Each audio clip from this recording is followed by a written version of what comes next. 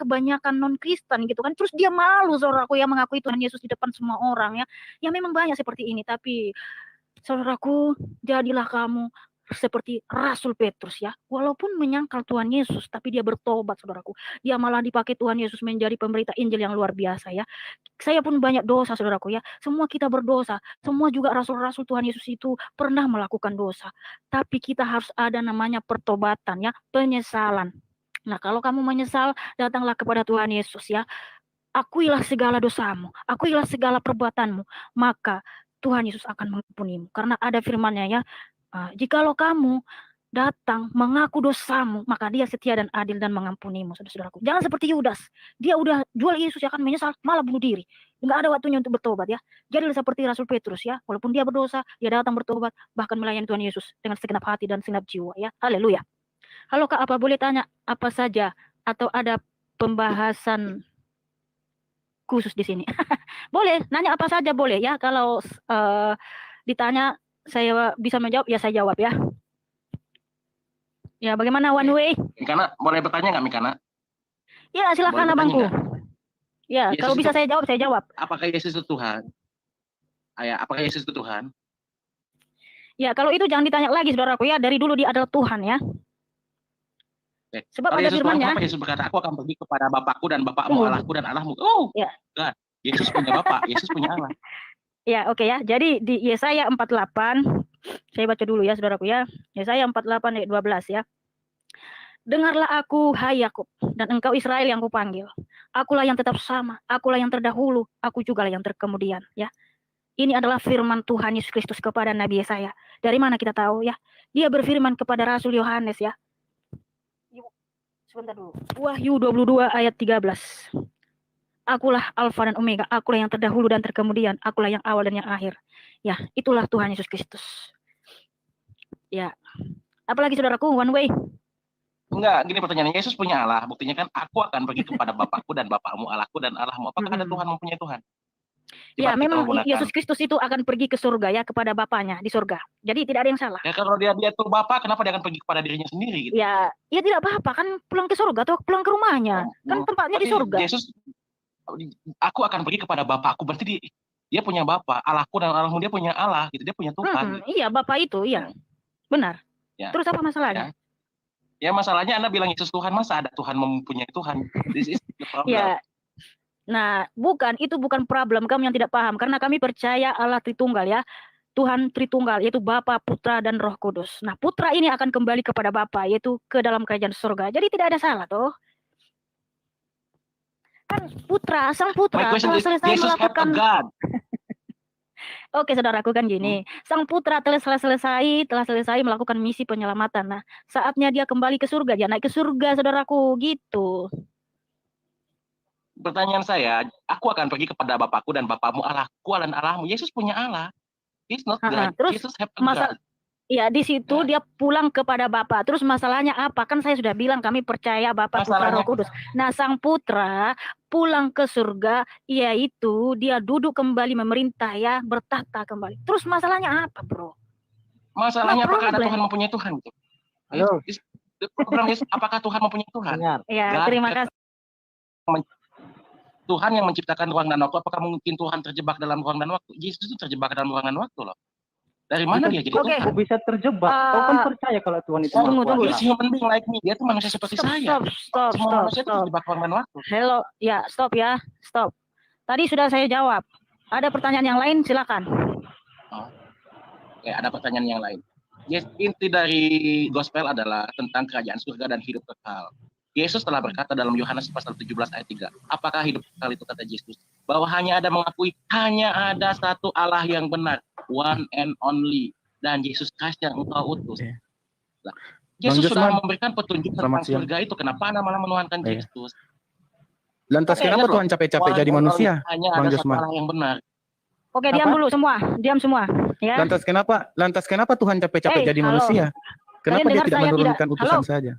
Woi. Dengarkan saya ya, saya di sini host, tolong diam, saya mau baca ini ya. Jadi orang muslim sering comot-comot ayat Yohanes 17 ayat 3, karena dia pikir di sini Allah itu adalah Allah Subhanahu wa Ta'ala, tapi ini bukan Allah Subhanahu wa Ta'ala ya, tapi ini adalah Elohim ya. Oke, jadi Lai ini memang menerjemahkannya ke dalam bahasa Indonesia Allah, tapi bahasa aslinya di situ adalah Elohim ya. Inilah hidup yang kekal itu, yaitu bahwa mereka mengenal engkau satu-satunya Elohim yang benar dan mengenal Yesus Kristus yang telah engkau utus. Yes, memang memang Yesus Kristus keluar dari Bapa. Itulah kenapa Yesus selalu menyatakan bahwa aku diutus Bapa atau aku dan Bapa adalah satu. Karena kita harus membaca satu ayat ini full ya. Karena tidak ada seorang pun utusan yang berani berkata ya. Kita baca di ayat 10. Dan segala milikku adalah milikmu dan milikmu adalah milikku. Itu artinya bahwa Yesus dan Bapa itulah satu, sehakikat dan sama-sama Maha Kuasa, Sang Pencipta. Bapa lebih besar daripada aku. Lalu Yohanes pasal 17 ayat 1, semua murid-murid menjadi satu dengan Bapa. Kalau kamu bantah terus, saya turunkan. Ini bukan tempat debat. Namanya kita diskusi. Ya, namanya kita sama. Oke. Jadi saya minta maaf, ini pemberitaan Injil, bukan tempat berdebat ya. Nah, saudara-saudaraku, orang Kristen jangan pernah mau disesatkan karena banyak orang Muslim mencomot ayat ini, Yohanes 17 ayat 3, lalu berpikir ini Allah Subhanahu wa taala, tapi bukan, ini adalah Elohim. Elohim itu jamak ya, yaitu Bapa, Putra, Roh Kudus, ya. Nah, di sini kita harus membaca semua perikop ini. Karena di perikop ini Yesus menyatakan juga segala milik Bapa adalah milik Tuhan Yesus Kristus, ya. Nah, siapa yang berani berkata seperti itu? Kalau dia hanya utusan. Artinya Yesus dan Bapa adalah satu. Makanya di Yohanes 14, ketika Filipus bertanya, siapakah Bapa? Tunjukkanlah Bapa itu kepada kami. Tuhan Yesus berkata kepada Filipus, hei Filipus, telah sekian lama aku bersama-sama dengan kamu. Engkau masih berkata, di mana Bapa itu, tunjukkanlah kepada kami. Tidak tahukah engkau bahwa aku di dalam Bapa, Bapa di dalam aku dan Bapa satu. Jikalau engkau melihat aku, engkau sudah melihat Bapa.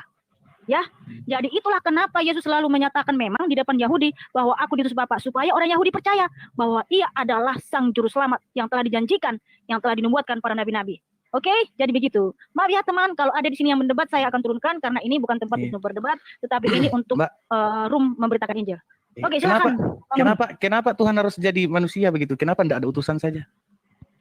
Oke, jadi saya mau tanya sama kamu Manguni. Siapakah yang bisa menebus kita dari hukum Tuhan? Enggak, saya tanya dulu kenapa Tuhan capek-capek jadi manusia? Ya makanya supaya saya jawab, karena di pertanyaanmu itu ada jawabannya. Ya makanya kenapa jawab dulu. Kasih utusan saja? Siapakah yang bisa menebus kita dari hukum Tuhan? Ya jawab dulu, kan saya bertanya. Nah karena ini ada hubungannya sama pertanyaanmu. Iya, dijawab dulu. Ya. Kenapa Tuhan capek-capek jadi manusia? Ya, itu dia. Makanya kenapa saya tidak menurunkan utusan saja? Saya tanya kamu balik. Siapakah yang bisa menebus kita dari hukum Tuhan? Enggak, saya tanya. Kenapa Tuhan capek-capek jadi manusia? Kenapa tidak dia diutusan saja? Tidak menurunkan utusan. Dia kan Tuhan. Ya, Kejadian 2 ayat 17. Dengar dulu ya. Kejadian 2 ayat 17. Tetapi pohon pengetahuan tentang yang baik dan yang jahat itu janganlah kau makan buahnya. Sebab pada hari engkau memakannya pastilah engkau mati ya. Adam dan Hawa melanggar perintah ini ya. Sehingga di Kejadian 3 ayat 17. Lalu firman-Nya kepada manusia itu, karena engkau mendengarkan perkataan istrimu dan memakan dari buah pohon yang telah kuperintahkan kepadamu, janganlah makan daripadanya, maka terkutuklah tanah karena engkau. Jadi manusia dan bumi telah terkutuk oleh karena dosa. Dengar dulu ya, oleh karena dosa Adam dan Hawa. Kemudian Kejadian 3 ayat 19. Sebab engkau debu dan engkau akan kembali menjadi debu. Nah pertanyaan saya, siapa yang bisa menebus kita dari hukum Tuhan ini? Iya, saya tanya, kenapa Tuhan capek-capek jadi manusia, sedangkan dia tidak menurunkan utusan? Jawab dulu, siapa yang bisa menebus kita dari hukum Tuhan ini? Nah, saya kan bertanya. Bisa. Kamu sebenarnya tahu kan? Gitu. Bukan, kamu sebenarnya tahu tidak ada yang bisa menebus kita dari hukum Tuhan ini selain Tuhan itu sendiri. Iya, yang saya tanya, kenapa Tuhan repot-repot? Dia kan Tuhan, aku Tuhan, Sang Kuasa Maha Alam, ya kan? Kenapa aku repot-repot menjadi manusia? Kenapa aku tidak menurunkan saja utusan, menyebarkan ajaranku? Iya, jawab dulu. Siapa yang bisa menebus kita dari hukum Tuhan? Iya, saya bertanya kok malah nanya balik ke saya. Ya, karena pertanyaanmu ini ada hubungannya dengan yang kamu tanya. Ini baru satu pertanyaan loh. Oke, silakan terakhir, santuy. Aku boleh nggak nanya sama Manguni? Silakan. Oke, Bang. Pernah terpikir nggak kenapa orang lahir itu bisa apa ya aku bilang ya? Kekurangan, misalkan ya nggak punya tangan, nggak punya kaki, atau dia itu mengalami gangguan jiwa, itu kenapa sih Bang? Maksudnya gimana? Aku nanya, kenapa Tuhan Iya, tidak menurunkan utusan? Kenapa Iya. Tuhan itu gini. Aku Kita tahu yang punya apa kantor. pertanyaanmu. Bangun. Gini, aku yang punya Bangun, kantor. tar dulu, Aku bangun. kan punya Diam dulu, kantor. diam dulu, Kan diam nggak dulu. mungkin Bangun. aku yang kerja Bangun, gitu. dengar, bangun. Bangun. Siap. Ya kak. Saya tahu arah tujuan pertanyaanmu ini dan kami paham iman kami. Makanya saya arahkan kamu ke pertanyaan ini. Kenapa atau siapa yang bisa menebus kita dari hukum Tuhan? Aku kan tanya, jawab dulu. Ini kamu mau jawab atau mau cari kebenaran atau tidak? Atau Enggak, cuma aku kan cari nanya. pembenaran? Aku kan Ya, nanya. kalau hanya cari pembenaran di sini saya akan turunkan karena ini bukan tempat berdebat atau Oh ya ngotot-ngototan ya. tak perlu, saya turun ya. Yaudah, Oke, silakan siang. turun. Silakan turun sendiri. Oke, jadi dia sebenarnya tahu ya, karena tidak ada yang bisa menebus kita dari hukum Tuhan selain Tuhan itu sendiri. Itulah kenapa Tuhan turun sendiri ke dunia, karena dia mau menyelamatkan kita. Karena tidak ada yang bisa menebus kita dari hukum Tuhan ya, di mana Adam dan Hawa kembali menjadi debu tanah ya, mati kekal di dalam dosa. Tidak ada yang bisa menebus kamu dari ini, saudaraku, selain dengan cara Tuhan itu sendiri, yaitu dia turun sebagai manusia untuk menebus kita. Itulah kenapa dikatakan Yesus Kristus adalah Sang Juru Selamat, Sang Penebus. Haleluya. Silakan Trader Santuy. Tadi kamu arah pertanyaanmu kemana tadi, saudaraku?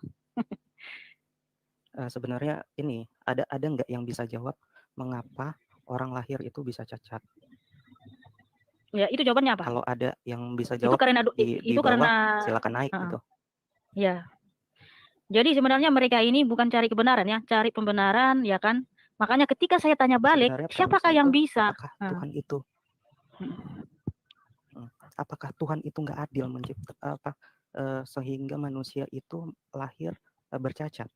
Apakah Tuhan nggak adil? Padahal Tuhan itu maha adil loh. Kenapa bisa Iya, kayak gitu? benar. Pertanyaannya kan kayak gitu kan. Iya. Kenapa bisa kayak gitu? Kenapa orang bisa mati? Kan jadi pertanyaan, kenapa Tuhan menciptakan manusia itu bisa mati? Berarti Tuhan itu nggak adil. Tuhan itu pengen manusia itu menderita dong, merasakan sakit, ya kan? Iya. Tapi sebaliknya itu udah dijawab. Itu karena apa? Itu karena upah dosa. Upah dosa Benar. itu membuat manusia yang sempurna jadi tidak sempurna lagi.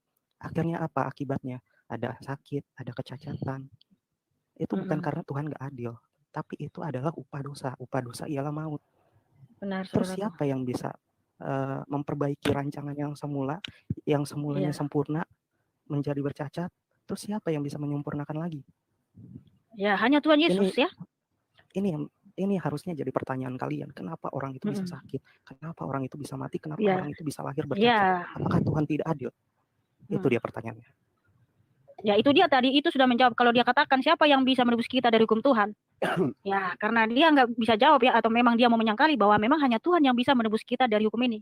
Nah, itulah tujuan Tuhan Yesus datang ke dunia, yaitu untuk menebus kita dari hukumnya, mengembalikan kita ke rancangan semula. Apa itu rancangan semula? Kehidupan yang kekal, hidup yang mulia, hidup yang sempurna, tidak ada lagi duka, tidak ada perkabungan, tidak ada kematian, tidak ada cacat seperti yang dibilang Trader Santuy itu ya. Itu yang dikembalikan Tuhan Yesus. Nah, itu harus ada penebusan, saudaraku ya, nggak bisa asal-asal. Oh ya sudah, aku mengampunimu Adam dan Hawa ya. Oh berarti dia Tuhan yang tidak menepati janjinya atau tidak setia kepada tatanannya ya, karena Tuhan itu tidak bisa menyangkali firman-Nya, dia tidak bisa menarik hukumnya ya. Haleluya. Oke, selamat sore Hoki BP. Selamat sore, Shalom. Shalom. Ada tadi pertanyaan aneh perasaan itu si siapa tadi, Manguni ya? Iya, Manguni. Ya itu. Kenapa Tuhan harus tidak turun sendiri, harus menjelma jadi manusia? Itu kan urusan Tuhan. Kok aneh pertanyaan seperti itu? Ya nggak bisa juga, itu urusan Tuhan, tapi Oke, ini bukan, memang sudah ini ya, semua itu sudah dinubuatkan ya. Tuhan Yesus sudah berfirman kepada para nabinya ya, di perjanjian lama ya, kepada Nabi Musa, Abraham, Yeremia, Yesaya, Samuel dah. Nah, Tuhan Yesus sudah berfirman kepada mereka semua ini bahwa dia nanti akan datang ya sebagai juru selamat. Makanya Tuhan Yesus berfirman di Yesaya 48 ayat 12, akulah Tuhan yang tetap sama, akulah yang awal dan yang akhir, akulah yang terdahulu dan yang terkemudian.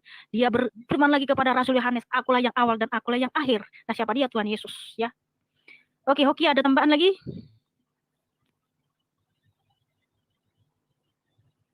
Ya silakan Hoki. Ya halo. Iya, bagaimana saudaraku? Ya dia pertanyaan tadi itu sebenarnya suatu pertanyaan yang nggak ada referensinya dengan apa yang mau dibahas kan gitu. Dia juga nggak nyadar kenapa juga dia punya malaikat Jibril ya yang diutus.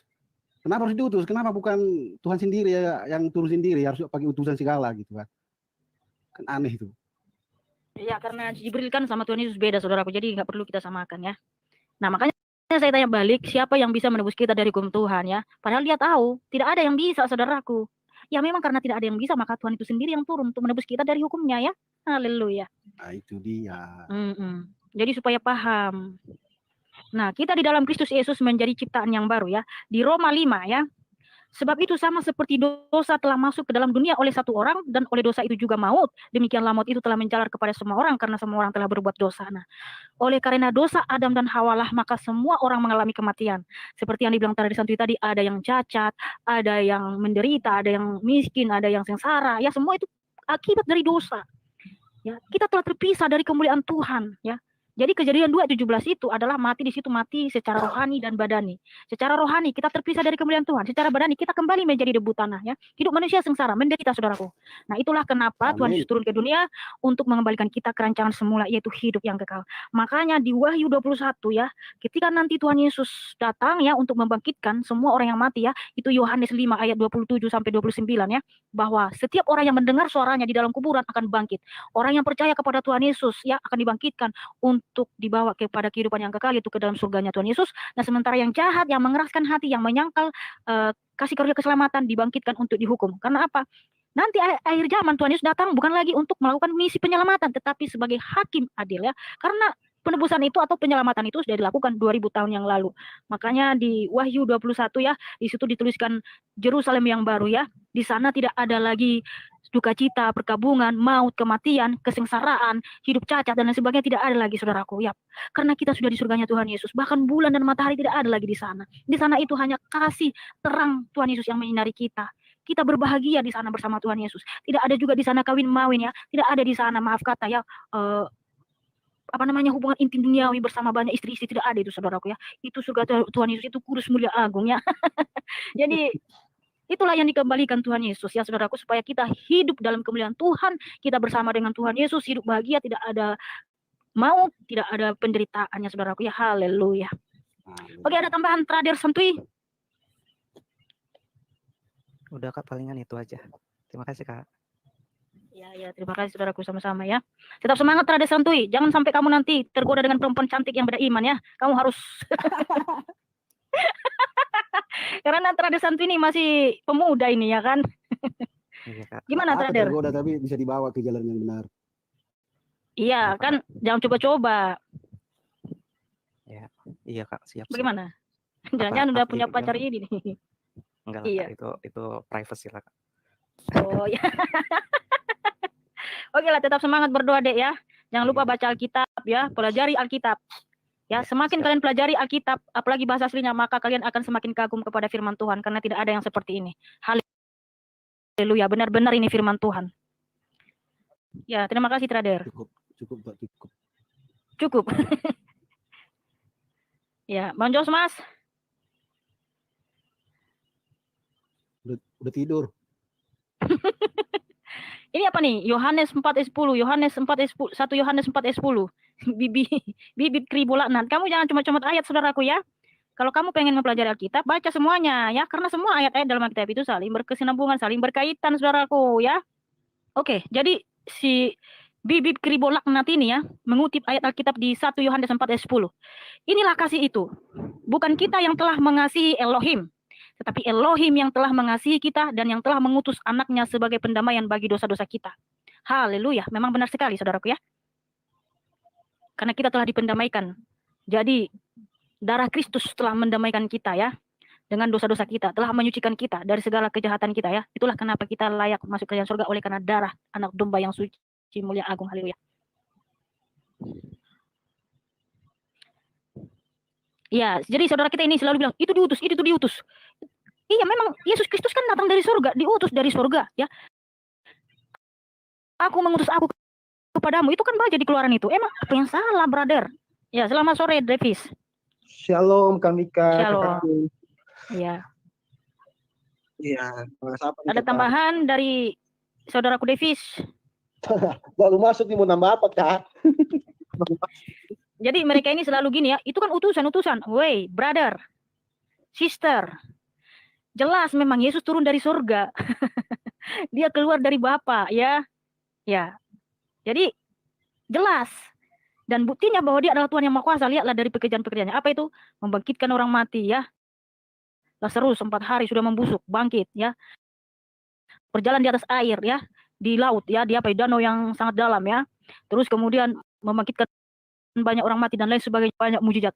Itu tandanya bahwa dia adalah Tuhan yang Maha Kuasa, ya. Begitu, saudaraku. Oke, Davis. Bagian kan sudah jelas bahwa Yesus adalah Tuhan itu sendiri. Jadi buat teman-teman di typing, utusan itu berarti dia keluar dari Bapa, itu bukan makna. Itu jadi penulisan, kalau kami kan lihat bahasa aslinya itu kata utusan pada Yesus itu berbeda dengan kata utusan seperti mengutus nabi gitu. Beda. Ya, dan kalaupun dia diutus ya dari surga, tapi memang benar-benar dari surga gitu kan. Jangan sampai ngaku-ngaku diutus Tuhan, tapi tidak, ya kan. Dan bukti bahwa memang Yesus itu dari surga, ya lihat itu. Makanya saya lihat pekerjaannya. Membangkitkan orang mati, bro, sister, ya. Hanya dengan mengatakan, Lazarus, keluarlah. Hai perempuan, bangkitlah. Ya, berjalan di atas air, ya. Danau yang itu dan Gini aja kami baca aja Yesaya. Ya, bentar aku doubling, aku naik lagi ya, bentar. Aku naik lagi. Percaya sih, bentar. Oke. Bibip Kribolaknat. Dia bilang seperti ini, kakak datang dari mana ya? Surga apa neraka?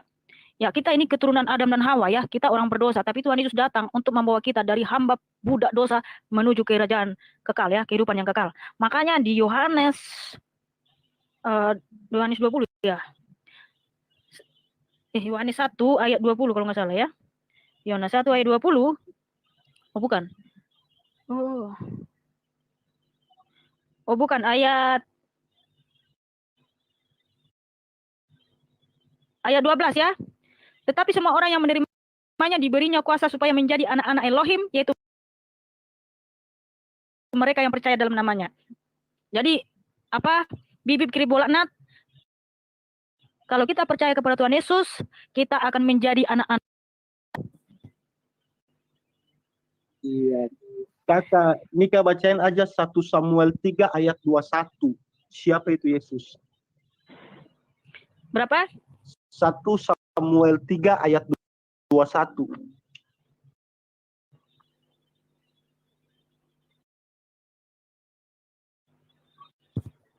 Satu Samuel 3 ayat 21 ya. Dan Tuhan selanjutnya menampakkan diri di Shilo, sebab ia menyatakan diri di Shilo kepada Samuel dengan perantaraan firman-Nya. Firman-Nya dia sendiri. Nah, Yesus kan adalah firman itu sendiri.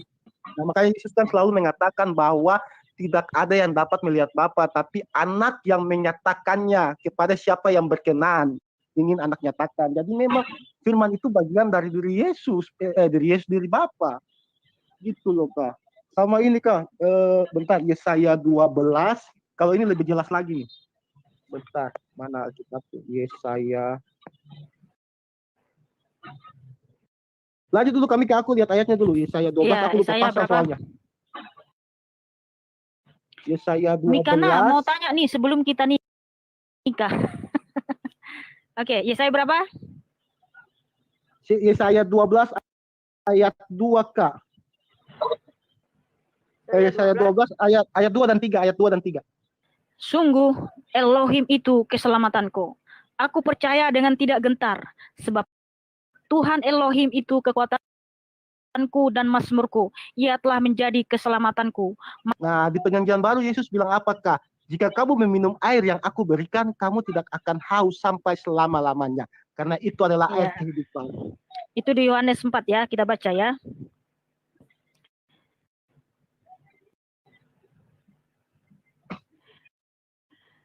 Ya, jawab Yesus kepadanya, barang siapa minum air ini, ia akan haus lagi. Maksudnya air dalam sumur ya, yang bersama perempuan Samaria.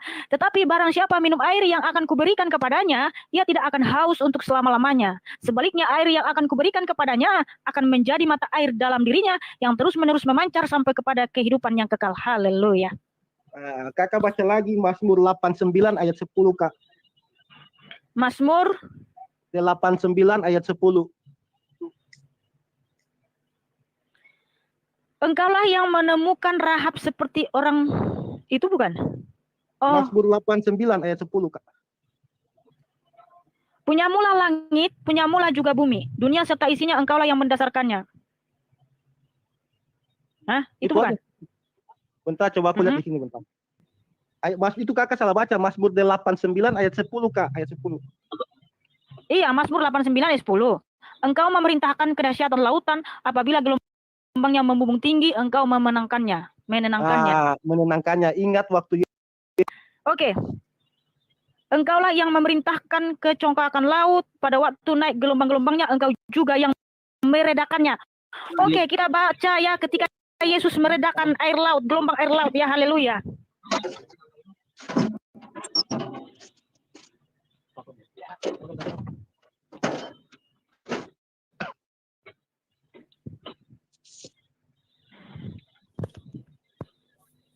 Ya, memang itu ada ya. Ya, di keempat Injil ditulis, Kak. Ya. Markus 4 ayat 39. Ia pun bangun menghardik angin itu dan berkata kepada danau itu, diam, tenanglah, lalu angin itu reda dan danau itu menjadi teduh sekali, ya. Jika ombak Yesus itu menjadi teduh. Jika Yesus bukan Tuhan, kenapa Yesus selalu melakukan hal-hal yang hanya Bapa dalam perjanjian lama bisa gitu loh, yang memang untuk menunjukkan kemuliaan Bapa gitu loh. Sama yang gembala itu mana? Gembala kalau memang hanya Yahweh yang berani, yang boleh berkata bahwa dia adalah gembala ya. Nah, akulah gembala yang baik. Akulah yang menghardik ombak sehingga reda. Nah, Yesus melakukan itu, saudaraku. Dan dia adalah Tuhan Allah itu sendiri ya. Para nabi bermujizat. Oke, angin surga. Monggo, siapa yang bermujizat ini? Karena aku lihat dari di typingmu. Coba. Para nabi bermujizat atas firman Tuhan. Seperti Musa. Musa waktu membela laut itu Tuhan berfirman menyuruh Musa mengangkat tongkat. Baru laut terbelah. Waktu Musa memukul batu pun keluar air itu Tuhan menyuruh. Tapi yang Yesus lakukan tanpa ada suruhan siapapun. Yesus dengan spontan melakukan hal itu. Seperti waktu dia menghardik laut kan. Dia dibangunkan oleh murid-muridnya. Dengan spontan dia berdiri dan mengatakan kepada laut, tenanglah hai danau. Nah gitu. Tanpa menunggu firman Tuhan gitu, karena dia adalah firman itu sendiri. Ya, benar. Bahkan Musa itu membela lautan itu ya atas kuasa Tuhan Yesus Kristus ya. Nah ini saudaraku, ini ada yang bilang Nabi Ibrahim juga bisa Musa membela lautan dengan tongkat. Ya itu kuasa Tuhan Yesus. Oke, angin surga.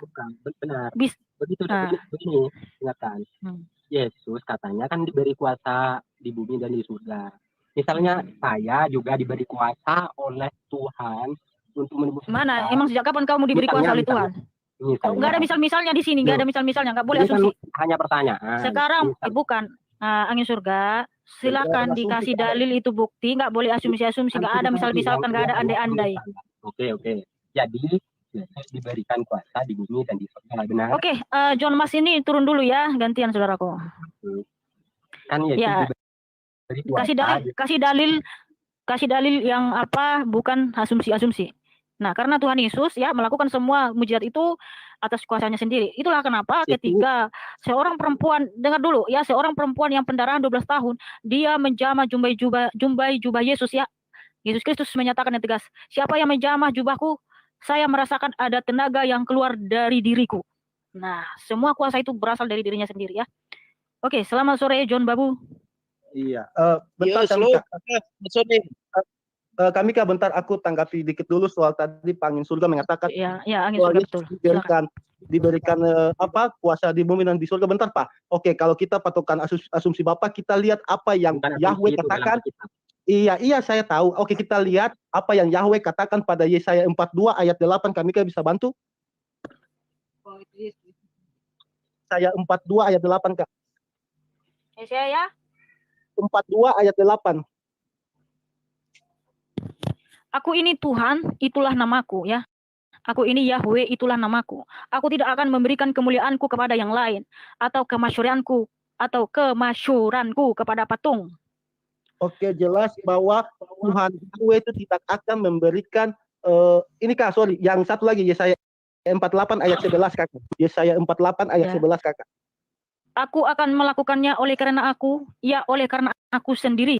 Sebab masakan namaku akan dinajiskan, aku tidak akan memberikan kemuliaanku kepada yang lain. Jelas Yahweh tidak akan memberikan kemuliaannya yang lain, entah itu kuasa di sorga atau di bumi, tidak akan memberikan kepada yang lain, hanya dia pemilik kemuliaan itu. Oke Kakak Mika, kita buka di Matius 25 ayat ke-31. Matius 25 ayat 31, Kak. Apabila anak manusia datang dalam kemuliaannya dan semua malaikat bersama-sama dengan dia, maka ia akan bersemayam di atas tahta kemuliaannya. Jelas anak manusia adalah Yesus itu sendiri, dan kemuliaan yang bertata di bawah di atas para malaikat hanya kemuliaan milik Yahweh yang tidak akan Yahweh bagikan kepada siapapun. Jelas Yahweh berkata berulang kali ya. Amin. Silakan Pak John Babu. Sebentar. Tapi ini bukan hanya ya, sebentar, firman Tuhan, ya dan amin, bahwa Yesus Kristus penuh kuasa, penuh kemuliaan. Kalau kamu tidak percaya, silahkan ya. Karena gini, banyak sekarang mujizat-mujizat yang terjadi, semua atas kuasa Tuhan Yesus Kristus, bukan nama yang lain. Mata orang buta melihat, orang sakit disembuhkan ya, Tuhan Yesus sembuhkan. Itu dalam nama Tuhan Yesus Kristus. Nah, memang Tuhan Yesus akan memberikan kesembuhan kepada orang yang tidak percaya supaya bisa mereka melihat kemuliaan Kristus, ya. Tetapi kalau kita yang sudah percaya ini, bukan lagi hanya seperti seorang anak-anak yang selalu meminta-minta mujizat ya. Kenapa? Tugas kita sekarang untuk memberitakan Injil supaya semua orang diselamatkan, supaya semua orang datang kepada Tuhan Yesus. Karena apa? Karena kasih karunia keselamatan hanya ada dalam Tuhan Yesus. Sebab begini loh saudaraku, kehidupan kita di bumi ini hanya sementara. Nanti selamanya itu kita di akhir zaman, yaitu ketika nanti kita dibangkitkan.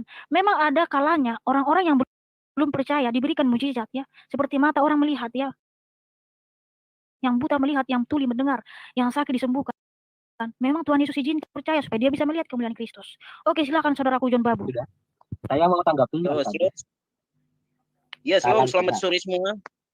Shalom. Selamat sore. Iya, shalom. Ini saya Selamat sore.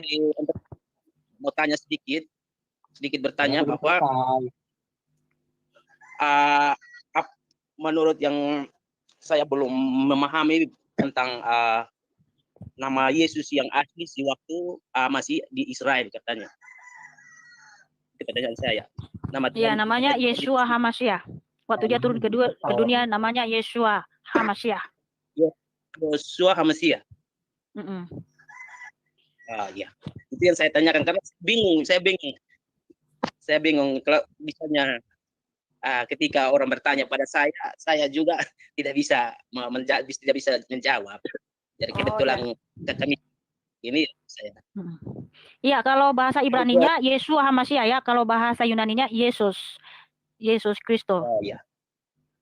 Iya. Nah, kalau bahasa Indonesia Yesus Kristus. Nah, kalau di Arab itu Yesus Al-Masyiah ya, Al-Masih. Nah, Al-Masih itu artinya juru selamat ya. Selamat. Al-Masih ya.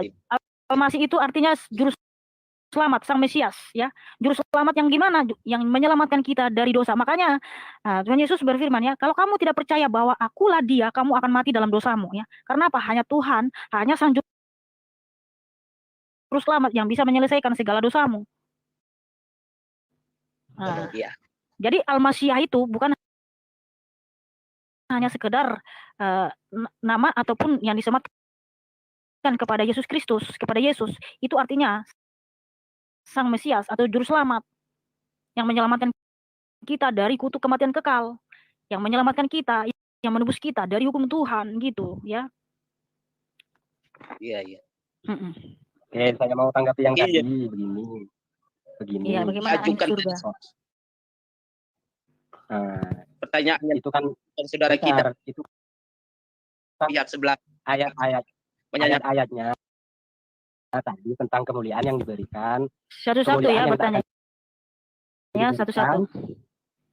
Kemuliaan yang tak ada diberikan kepada lainnya. Nah, seperti kisah Adam itu kan di surga sebelum dosa itu punya kemuliaan. Ada ayat tidak melihat kelaminnya. Maaf ya bentar, ya kita punya dua perbedaan sini Pak. Taman Eden di Kristen itu di bumi bukan di surga Pak. Jadi jangan Bapak membawa Islam untuk bertanya tentang kita Pak. Adam tidak bisa melihat alat kelaminnya. waktu Loh. itu. Kata siapa tidak bisa lihat? Ada ayatnya, Pak? Sebelum baca-baca dari awal. Bang, Nggak ada di Alkitab, Pak. Nggak ada. Kita Loh. bilang, Itu kan baca itu dong. asumsi Bapak, melalui keimanan Bapak. Di Alkitab nggak ada tertulis Pak. Adam tidak bisa melihat kemaluannya, tidak ada, Pak.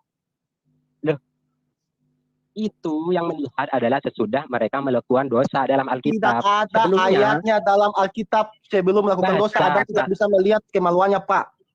Bisa melihat. Tidak ada ayat Alkitab yang mengatakan sebelum berbuat dosa Adam tidak bisa melihat kemaluannya, Pak. Bentar, kenapa Adam itu waktu sudah berdosa itu menutupi apa? Kelaminnya itu, kenapa? Kok Karena dalam sebelumnya kitab enggak?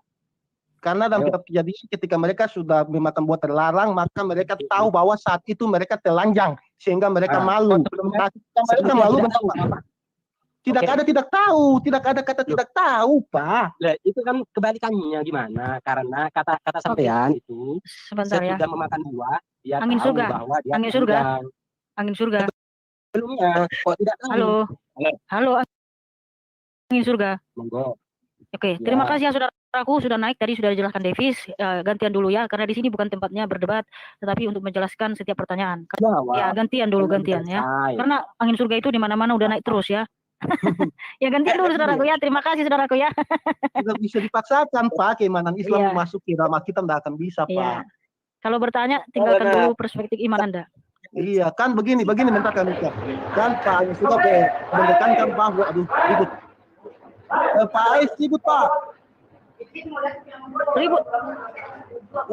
Diturunin dulu, Pak. Adiknya. Ya Jadi ribut, Pak sorry Anies- ribut. Pak Angin Surga itu bahasa Alkitab, tapi beliau memaksakan bahwa perspektif pikiran bahwa sebelum Adam melakukan dosa kan dia tidak bisa melihat kemaluannya gitu. Artinya dia tidak tahu. Kan di kitab Kejadian mereka memakan buah terlarang sehingga mereka tahu bahwa mereka telanjang. Nah, saat itu mereka malu sehingga mereka membuat pakaian dari daun. Tapi Tuhan membuat pakaian mereka dari kulit hewan untuk mengganti pakaian mereka dari daun karena Tuhan mengasihi mereka. Nah, sebenarnya itu sudah mulai penggambaran akan ada penebusan oleh darah. Karena ketika Tuhan membuat pakaian dari hewan, harus hewan itu dibunuh dan harus kami sudah mulai penggambaran tentang nanti akan ada pengampunan dosa dengan pertumpahan darah kami gitu. Ya. Oke, terima kasih Davis. John Babu, ada lagi yang mau ditanya? ada Bu, cuma tanya tadi sudah saya ajukan pertanyaan saya kan memang saya bingung yang tentang nama Yesus, nama aslinya waktu itu. Tapi saya sedikit ini mungkin saya sama dengan Bang Davis waktu tadi itu untuk menjawab pertanyaan yang tadi itu. Masa kok pertanyaannya masa Adam waktu telanjang baru dia mengetahui bahwa dia itu seorang laki-laki. Loh, Allah kan membentuknya itu. Tuhan Allah membentuk pertama kan seorang laki-laki, tentu dia tahu bahwa saya ini pria. Jadi Iya. Allah membentuk ambil tulang rusuknya dan membentuk seorang wanita bagi dia. Begitu. Ya, oke. Udah Pak, nggak usah Jadi- tanggapi Pak. John Babu tetap semangat ya. Akhir-akhir ini Ya, amin, amin. akan terjadi banyak penyesatan. Memang tadi seperti yang ditanyakan John Babu ya, siapa nama Yesus secara bahasa Ibrani. Nah, kalau kita memang lihat terjemahan ILT 3 ya. Nah, kalau kita lihat ILT 3 itu memang ditulis Yeshua HaMashiach. Nah, Tuhan pun di sini ditulis Yahweh dan Allah di sini tidak ada, tapi Elohim ya. Nah, saya justru lebih suka kalau Lai itu menulis atau menerjemahkan Yahweh ya, tetap Yahweh dan Elohim, ya Elohim gitu kan, sama Yeshua HaMashiach. Karena di sini ditulis Allah ya kan. Jadi orang sebelah sering ngutip ayat-ayat ini. Nah, lihat tuh bahwa Yesus itu utusan Allah kami ya kan. Jadi jelas ini penyesatan ya kalau sampai dituduh seperti itu. Karena apa? Karena Allah Subhanahu wa taala tidak sama dengan Yahweh ya. Itu berbeda ya, teman-teman. Nah, supaya teman-teman di sini orang Kristen jangan sampai mau disesatkan ya. Tidak pernah Yesus menyuruh untuk menyembah ilah-ilah lain atau Allah-Allah lain, tetapi Tuhan Yesus menyuruh dia menyembah dalam roh dan kebenaran, menyembah Bapa, Putra, Roh Kudus ya, dan juga membaptis semua orang di dalam namanya yaitu Bapa, Putra, Roh Kudus. Dan juga Yesus tidak pernah beragama Islam atau Muslim atau beragama yang lain. Bahkan Yesus tidak datang untuk membawa agama. Dia justru tidak punya agama, tapi dia mengikuti tradisi orang Yahudi waktu turun ke dunia ya. Jadi jangan sampai saudara-saudaraku orang Kristen disesatkan ya, hati-hati. Belajar dengan baik ya. Kalian harus cerdas sebagai orang Kristen ya. Jangan mau dibodohin orang lain. Apalagi anak-anak kalian ya, Mungkin ajarin anak-anak kalian dengan baik. kata Jangan sampai mungkin tersesat. saya lebih jujur bahwa kenapa saya bertanya tentang Yesus, nama aslinya Tuhan Yesus waktu di Israel. Itu kan saya pernah dibimbing satu anak Tuhan di dalam doa kita tidak perlu kita mau menyebut nama Yesus, tapi harus sebutnya nama aslinya Tuhan Yesus. Nah, itu yang dia sampai saat saya bertanya ke kakak ini. Wih, pakai lipstick. Iya, begini Pak John Babu. Nama Yesus, nama Yesus itu tetap punya kuasa jika kita menuju kepada seseorang, yaitu dia yang telah mati di kayu salib untuk menebuskan dosa kita, Pak. Karena di Indonesia pun orang-orang pendeta dapat mengusir setan, roh jahat dengan menyebut nama Yesus.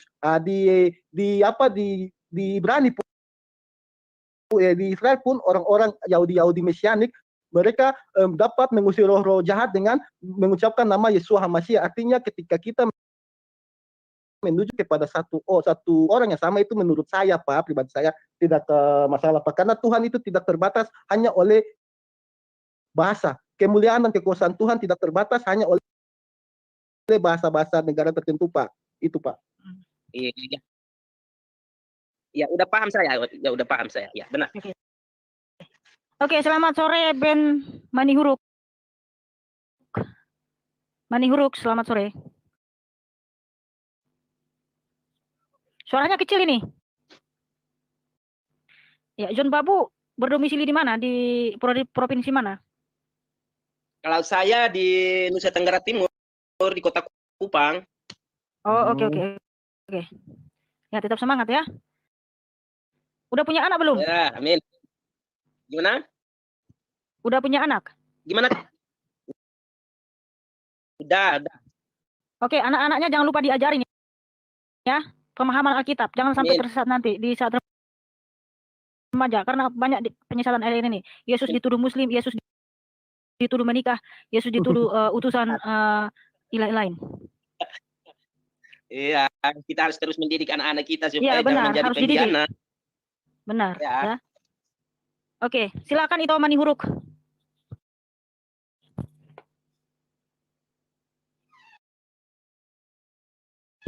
Suaranya masih belum kedengaran ini. Dengar nggak kalian suaranya, woi? Enggak Kak, ngomong dalam hati mungkin Pak Manihuruk. Bukan, volumenya dikuatin dulu saudaraku.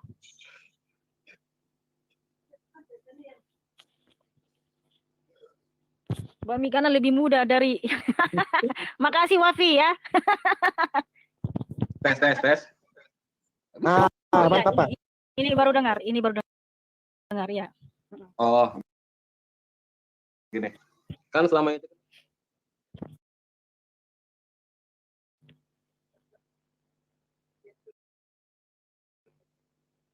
Wah, kemana lagi suaranya itu? Hilang. Putus lagi dikejar. Aduh, kuatin suaranya itu.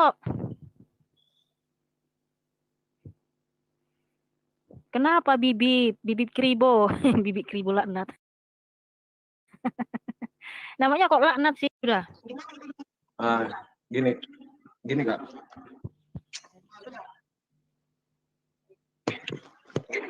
Kenapa Yesus ketakutan di taman? Ya, karena secara daging dia adalah manusia, karena dia tahu dia akan dicambuk di daerah. Ya, kenapa? Bukan ketakutan Kak. Coba baca ayatnya. Itu bukan ketakutan loh. Oke.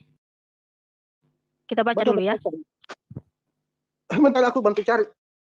Taman Getsemani. Murid-muridnya ke suatu tempat yang bernama Getsemani. Lalu ia berkata kepada murid-muridnya, "Duduklah di sini sementara aku pergi ke sana untuk berdoa." Dan ia membawa Petrus dan kedua anak Zebedeus sertanya. Maka mulailah ia merasa sedih dan gentar. Lalu katanya kepada mereka, "Hatiku sangat sedih, seperti mau mati rasanya. Tinggallah di sini dan berjaga-jagalah dengan aku." Maka ia maju sedikit lalu sujud dan berdoa katanya, "Ya Bapakku, jikalau sekiranya mungkin biarlah cawan ini lalu daripadaku, tetapi janganlah seperti yang engkau kehendaki, tetapi janganlah seperti yang ku kehendaki, melainkan seperti yang engkau kehendaki. Setelah itu ia kembali kepada murid-muridnya itu dan mendapati mereka sedang tidur. Dan ia berkata kepada Petrus, "Tidakkah kamu sanggup berjaga-jaga satu jam dengan aku? Berjaga-jagalah dan berdoalah supaya kamu jangan jatuh ke dalam pencobaan. Roh memang penurut tetapi daging lemah." Lalu ia pergi untuk kedua kalinya dan berdoa katanya, "Ya Bapakku, jikalau cawan ini tidak mungkin lalu, kecuali apabila aku meminumnya, jadilah kehendakmu." Dan ketika ia kembali pula, ia mendapati mereka sedang tidur, sebab mata mereka sudah berat. Ia membiarkan mereka di situ, lalu pergi dan berdoa untuk ketiga kalinya dan mengucapkan doa yang itu juga. Sesudah itu ia datang kepada murid-muridnya dan berkata kepada mereka, "Tidurlah sekarang dan istirahatlah. Lihat, ya." Bukan kata ketakutan. Ya. Kakak Mikiana sama Bang Davis, aku pamit lebih dulu ya, mau beribadah. Halo? Iya. Pamit lebih dulu. Beribadah dulu. Jadi, jadi setelah saya lihat bahasa aslinya, itu adalah demonein ya, deeply distress, yang artinya sangat tertekan atau trouble atau keadaan gimana ya, bukan takut tapi keadaan sedih dan sangat tertekan gitu kan. Tertekan bukan karena dia takut menjalani ini, bukan, tapi dia tahu ini adalah tugas yang sangat ini ya, itu memang pergumulan yang sangat ini ya, yang sangat berat ya, karena itu adalah tugas yang sangat berat sekali. Dan puji Tuhan, Yesus taat ya, dia taat sampai mati. Dia tidak mengeluarkan kata sepatah kata pun untuk membenci siapa yang menderanya, siapa yang memukulinya, bahkan yang menusuknya ya. Ya, menurut aku ini saat itu karena Yesus kan dia akan menanggung dosa. Jadi saat itu dia harus berpisah, firman-Nya itu harus berpisah sementara dengan kemahakuasaannya dia itu loh, dengan si Bapa. Makanya di situ dia merasa sedih. Dia merasa sedih karena harus berpisah untuk menanggung dosa saat itu. Karena jika dia tidak sedikit lebih rendah dari Bapa, berarti Tuhan itu kan kudus. Dia tidak bisa menanggung dosa karena tidak bisa terkontaminasi dengan dosa gitu loh Kak. Karena ayat-ayat yang lain kan banyak mengatakan bahwa dia harus mati untuk mendapat kemuliaannya itu. Ada kata-kata seperti itu Kak Mika. Jadi gini loh, dia kan satu dengan Bapa. Ya kan Davis, dengar dulu. Dia kan satu dengan Bapa. Roh yang di dalamnya dia adalah roh Elohim sejati ya. Benar nggak sih? Benar, dia kan dia tahu kalau dia mati, itu roh Elohim sejati yang ada dalam dirinya itu dia akan berpisah. Nah, itulah kenapa dia sangat tertekan, saudaraku. Disinilah dia merasa kesedihan yang sangat mendalam. Kenapa? Mereka ini tidak pernah terpisah. Makanya ada ayat ya, aku tidak bisa bahwa itu memang artinya dia tidak bisa terpisah dari Bapa. Yohanes 5 ya, Dek ya. Yang dia kesaksian dengan siapa dirinya ya. Iya Kak, lanjut dulu Kak, aku lagi agak ribut di sini soalnya. Bahwa yang sering loh dituduhkan orang muslim ke kita ya, ini nih ayatnya nih, aku tidak bisa berbuat apa-apa dari diriku sendiri. Nih Yohanes 5 ayat 30 ya, aku tidak dapat berbuat apa-apa dari diriku sendiri ya, aku menghakimi sesuai dengan apa yang aku dengar dan penghakimanku adil, sebab aku tidak menuruti kehendakku sendiri melainkan kehendak Dia yang mengutus aku. Nah, ini artinya dia tidak bisa terpisah dengan Bapa. Nah, di saat dia akan menanggung dosa manusia ini ya, dia menanggung kita, dia menebus kita dari hukum Tuhan itu, inilah dia kesedihan yang sangat mendalam ya. Karena apa? Dia tidak pernah bisa terpisah dari Bapa, tetapi ketika dia menanggung semua dosa itu, penderitaan itu, makanya ketika itu dia mengatakan, Eloi, Eloi lama sabachthani. Nah, itulah kesedihan terdalam di dalam roh itu mau keluar dari dalam dirinya ya. Karena memang ya kalau kita manusia saja, kalau kita mati, roh itu akan keluar dari tubuh kita ya. Jadi pasti ya, tapi karena kita manusia kan kita tidak tahu kapan roh kita akan keluar dari tubuh kita. Tetapi karena Yesus Tuhan, dia tahu kapan saatnya roh itu akan meninggalkan tubuhnya. Makanya dia sedih. Makanya dia berteriak, Eloi, Eloi lama sabachthani ya. Ya tidak apa-apa ya, M. Sultan Al-Khani. Yang penting kami sudah memberitakan kepadamu, Yesus Kristus memang melakukan itu semua di atas kayu salib ya. Ketika dia diludahin, ditinju mukanya, dicambuk ya, dicambuk beberapa kali memang sampai mengeluarkan banyak darah, itu semua demi kita loh saudaraku ya, demi cintanya kepada kita ya. Tapi kalau kamu hari ini menghujat dia, mencemooh, ya tidak apa-apa ya, bukan kita yang rugi tapi kamu ya, karena kamu menolak kasih karunia. Ya, kalau kamu hari ini mencemooh Tuhan Yesus ya, pemberian kasihnya itu di atas kayu salib 2000 tahun yang lalu kalian mencemooh ya, ya tidak ada bedanya dengan orang-orang di zaman itu yang menyalibkan Yesus ya. Tapi tidak apa-apa saudaraku, kami tetap mengasihimu, kami tidak akan terbawa emosi, tidak akan terpancing ya. Karena apa? Karena kami tahu kebenaran, dan kalau kamu hari ini menghujat Tuhan Yesus, bilang masa Yesus seperti ini, bla bla bla dan lain sebagainya, ya tidak apa-apa ya. Karena ada juga tertulis ya, salib itu, pemberitaan salib itu memang suatu kebodohan bagi yang binasa ya. Tetapi bagi yang diselamatkan, mereka akan berpikir ya, memang dia tidak bisa menyelamatkan dirinya sendiri ya. Semua manusia itu sudah berdosa saudaraku ya. Kita tidak bisa menyelamatkan diri kita. Yang kamu lakukan itu sudah cukup bisa membuat kamu masuk ke neraka, dan tidak akan bisa membuat kamu masuk surga saudaraku. Karena surga itu kudus, mulia, agung. Tetapi oleh karena darah yang suci saudaraku ya, yang bisa menyucikan kita. Karena kita manusia punya darah. Makanya nanti kita dibangkitkan kembali saudaraku ya. Dibangkitkan untuk hidup yang kekal atau untuk dihukum juga, dan juga untuk mengembalikan kita ke rancangan semula, menebus kita, menyelamatkan kita. Nah, di akhir zaman dia datang sebagai hakim adil, bukan lagi melakukan penyelamatan saudaraku ya, bukan melakukan penebusan lagi, tapi sebagai hakim adil. Haleluya. Selamat sore teologi kontekstual. Selamat sore, shalom. Iya, shalom. Sama David Davis. Ya, gimana teolog? Gini. Mereka ini kan apa tidak ngerti apa gimana ya? Kalau mereka baca yang tadi, ya kan aku tidak bisa berbuat apa-apa. Ya karena memang Yesus itu kan firman-Nya Bapa, oke? Logos-nya Bapa, oke? Yang diutus. Jadi tidak ada orang Kristen yang tidak menolak yang membawa utusan. Iya, memang dia utusan. Gitu loh. Ya kan? Firman Bapa itu diutus oleh Bapa menjadi daging atau menjadi manusia dalam apa? Misi keselamatan, penebusan dosa, gitu loh. Kan gitu. Itu harus mereka pahami. Ya, yang mengambil wujud manusia itu yaitu Yesus Kristus. Ya dia pasti melaksanakan firman Bapa, gitu. Apa yang diberitakan Bapa, kan gitu. Makanya apa yang dia lakukan itu ya memang atas kehendak Bapa, gitu. Kan gitu. Ya. Itu yang mereka tidak pahami, gitu. Ya kan gitu. Nah, Yesus sendiri juga mengatakan aku keluar dan datang dari Bapa, gitu. Sekarang saya tanya, nabi mana yang berani mengatakan aku keluar dan datang dari Allah? Tidak ada, gitu loh. Tunjukkan sama saya gitu. Siapa yang berani mengatakan aku keluar dan datang dari Bapa? Tidak ada yang berani, gitu. Tapi Yesus mengatakan aku keluar dan datang dari Bapa. Kenapa? Karena memang dia berasal dari dalam diri Bapa itu. Dialah firman-Nya Bapa. Tuhan itu seperti manusia. Nah, jadi misalnya saya ada di Jawa. Kalau saya pergi ke Bandung, saya pergi ke Kalimantan, berarti posisi saya di Jawa hilang. Mereka lupa bahwa Tuhan itu maha hadir. Yang pertama, bisa berada di berbagai tempat dalam waktu yang bersamaan. Tuhan itu maha kuasa, bisa melakukan apapun yang dia kehendaki. Mereka selalu mempersempit.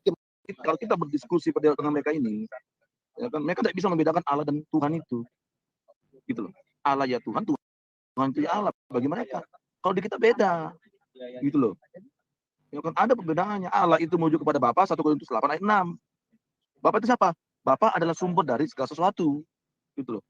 Tuhan itu siapa? Tuhan itu merujuk kepada Yesus Kristus, gitu loh. Di 1 Korintus 8 ayat 6 dikatakan bahwa satu Tuhan, yaitu Yesus Kristus, yang daripadanya lah diciptakan segala sesuatu. Kenapa? Karena kalau kita merujuk kepada kejadian, ketika Bapa itu menciptakan dunia ini apa? Dia menciptakan dengan berfirman, gitu.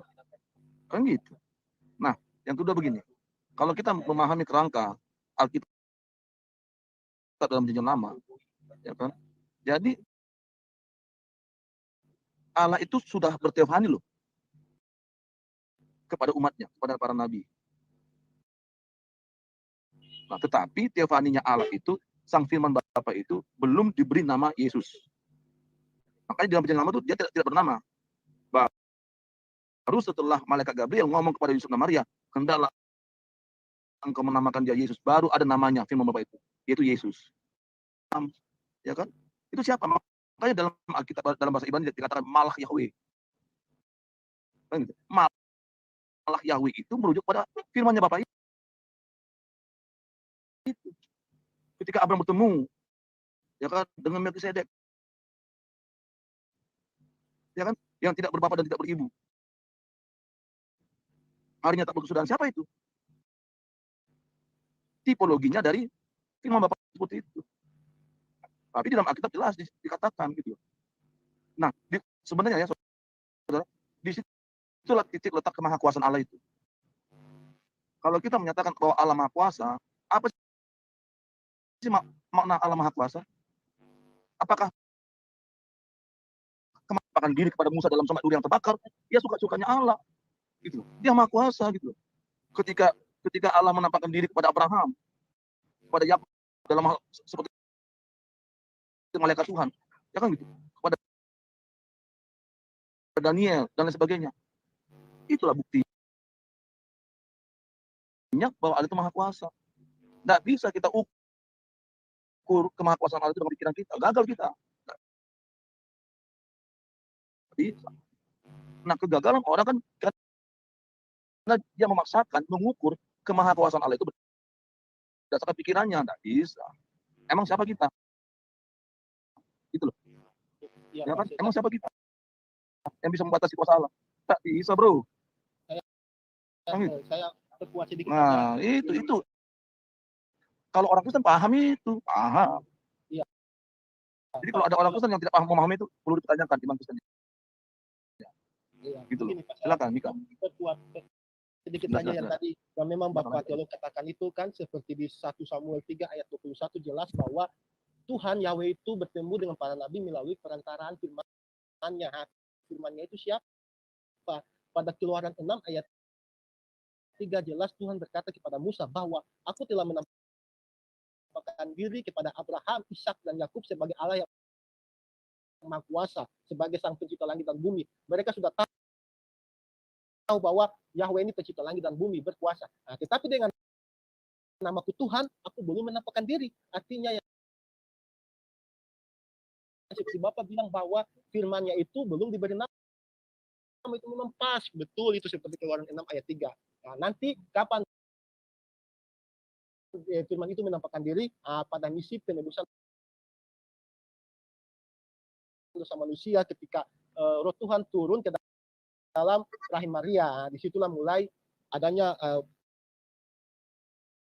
misi penebusan dosa, karena pada Lukas itu bukan Tuhan yang berbohong. Dia tidak seperti manusia yang telah mengeluarkan firman, mendeklarasikan firman-Nya, mengeluarkan janji tapi dia tidak menempatinya.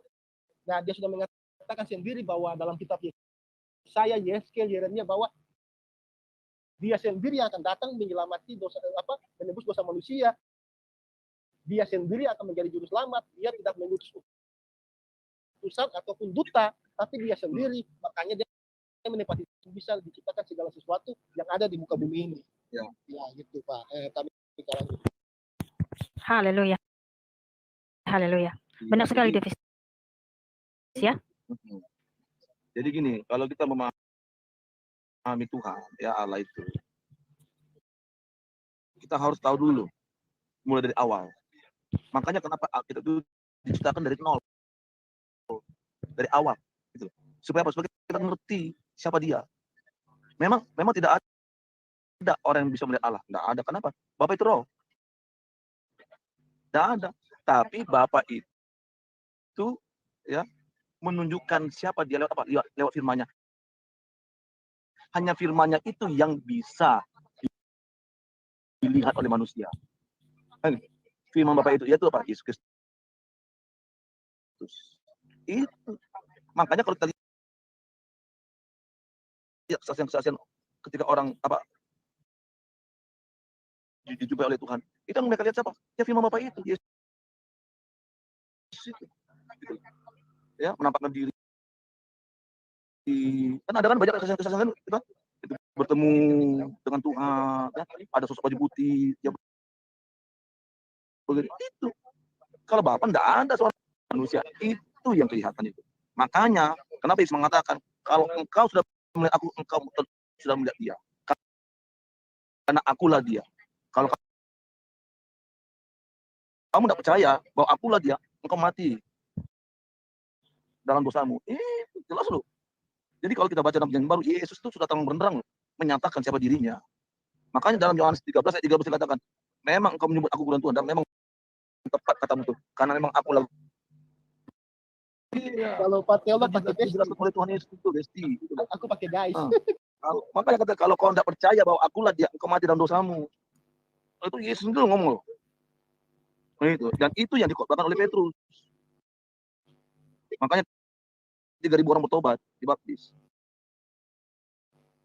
Ya kan setelah hari Pentakosta itu. Nah, itu yang harus dipahami gitu. Ya kan? Karena memang Tuhan itu tidak mau satu orang pun binasa, tidak mau dia. Gitu. Kenapa? Saudara? Karena ketika Allah menciptakan manusia, Allah menciptakan manusia itu menurut gambar dan rupanya. Ya kan? Makanya mengapa gambar dan rupa Allah itu tidak binasa sempurna awalnya itu. Tetapi karena Adam dan Hawa itu melanggar, tidak taat, tidak patuh, mereka memberontak, ya kan gitu. Maka gambar dan rupa Allah itu hilang dan rusak. Nah, itulah dia yang bilang itu yang dipulihkan oleh Yesus.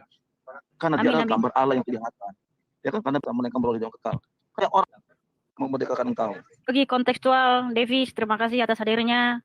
Tuhan Yesus memberkati. Teman-teman semua yang ada di live, terima kasih. Tuhan Yesus memberkati. Tetap semangat ya. Tuhan Yesus memberkati kita semua. Saya mau undur dulu.